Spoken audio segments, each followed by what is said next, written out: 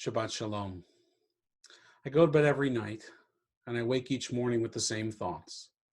Thoughts only of the virus, of the pandemic, of exponential numbers, of my family sleeping peacefully in our home, and an unseen threat looming like the angel of death on surfaces. Did I touch my eyes, my nose, my mouth? Did I wash my hands enough? Did they, my children? I go to bed and I wake with worry. Worry about my family in California. Last December, we celebrated my parents' 80th birthdays. My in-laws came from Los Angeles. We were all gathered together in San Francisco. It seemed at the time like such a milestone, 80 years old. And now that's an extra worry.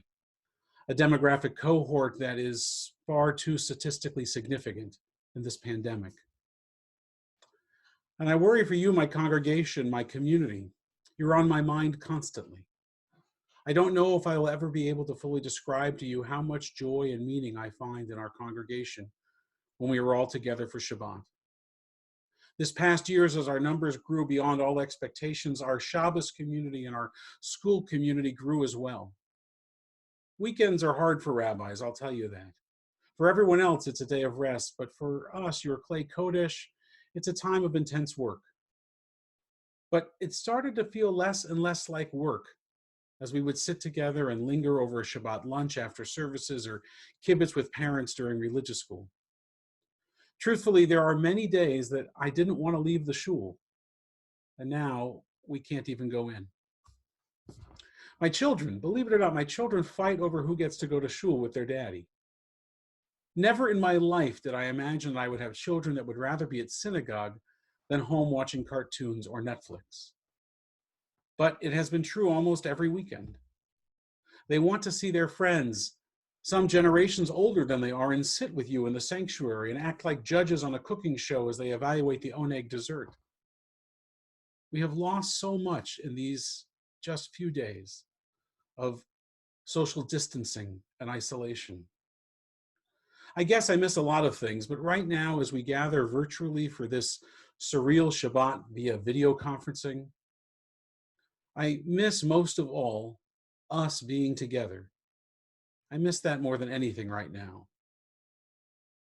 They call what we are doing right now social distancing. We can add this to that long list of examples of one of those delightful and often poignant turns of a phrase the English language has called an oxymoron. The bringing together of two seemingly incompatible and opposite terms like sweet sorrow and recorded live and act naturally, good grief, passive aggressive, and though it's not kosher, still illustrative, jumbo shrimp. I've always enjoyed how language can construct through the use of this literary device biting commentary on the incongruity of frequently paired things. But it is that commentary, that moments of silence that hovers over a room when we contemplate the meaning of an oxymoron, when we dwell on the underlying message of social distancing, that such a term is so powerful. The oxymoron challenges us to see compatibility, even harmony, in seemingly incompatible things. And so now, and for the foreseeable future, human beings, the most social animals in the universe, must stay away from each other so that we can one day, God willing, all be together again. How can we be together when we are so physically far apart? One answer, I guess, is this: it's this technology. To quote my teacher, Rabbi Jeff Salkin, and as I mentioned earlier in our service, Judaism is now in the cloud, which, let the record note, is a biblical euphemism for God and holiness. But is this where I want it to be? Is this where I think Judaism belongs? No, not in the slightest. I think of Judaism as the anti-tech of our day, the response to all of our connectedness, our plugging in. The Sabbath is the great moderator of screen time. It carries more weight and authority than any parent could ever muster in the face of a child who wants to play a video game. But, and here is the brutal truth of the thing, here it is, if we are not here online in this virtual connection, if we do not make this work, Till we can return to our sacred places, our communal tables, classrooms, and gatherings, we will lose too much, and we may never come back from it. Judaism dies in isolation. Our community needs community. It's not a Jewish thing to go off into the woods by yourself or to find God in solitary moments on a mountaintop all alone.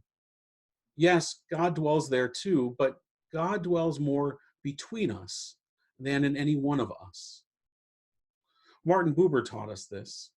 In his transformative lens on relationships, on I, thou, Buber explained that God is not an I or an thou. God is in the hyphen between you and me, between I and thou. God is the bridge. When we act to help each other, we make God present. As many have said, social distancing does not mean social isolation. We can be apart, but we need not, dare not be alone. Melissa Raphael is an author. She wrote a powerful book called The Female Face of God in Auschwitz. In it, she says that what died in the Shoah was not the masculine presence of God, HaKadosh Baruch Hu, as we understand the term, the heroic, manly God, superhero God, that would always be there to save you, to save us. That's what died in Auschwitz. But what remained was the Shekhinah, the motherly presence of God. That's what survived. That's the vision of God that provided comfort and became present in acts of help, of helping each other. God did not rescue Judaism and the Jewish people from the Shoah, though we prayed that God would. People rescued people. Where was God in Auschwitz? God was in the acts of kindness, of chesed, of compassion, that in spite of everything and all attempts to destroy our humanity, still remained. How do you survive the unimaginable? How do you survive a global pandemic? I have very little idea, but I know it's not with toilet paper. Maybe, as it was then, maybe it's with chesed, with kindness and compassion and tzedakah. The Talmud declares, tzedakah titzalei memavet. Tzedakah saves from death. Why? Because of the hyphen. Because the dash between me and you is godliness. Chesed, tzedakah, gets us out of ourselves, out of our own worries, and gets us into giving to others. I pray every day and every night for a miracle cure. I do, and I imagine with great dreams that an Israeli scientist will discover the cure, and then not only will the world be saved from this pandemic, but Israel will get the credit, and for once our people will be accepted and appreciated. Both are grand dreams, I know, and yet somehow the first, finding a cure, seems more plausible than the second. I'll grant you that. But I think that gives us some measure of hope. But until humanity finds a cure, what will save us from loneliness, from despair and fear? It's each other. It's acts of chesed, of kindness, that we are seeing all across our country every single day. The people that are shopping for their elderly neighbors, those that are donating medical supplies to frontline healthcare workers, and they are desperately needed. If you have gloves or masks or those kinds of healthcare devices and supplies in your home or in your dentist office, please donate them. It's our neighborhoods. In our neighborhood, families have put paper hearts on their doors or on their fence posts so that the neighborhood kids could go on sidewalk solitary scavenger hunts to find these sweet totems of connection. We will save each other from this pandemic. A cure will be found. I have infinite faith in humanity and our collective resolve and ingenuity, and a cure for our worries, it already exists. It's each of us, doing and caring and looking after each other. And that means that the errands and the sharing of supplies, but it also means staying away from each other, gathering here online instead of in our community spaces, so that we can flatten the curve and one day again, hopefully soon, all be together again. Ken Yehi Ratzon, may it be God's will. It is all of our prayers. Amen.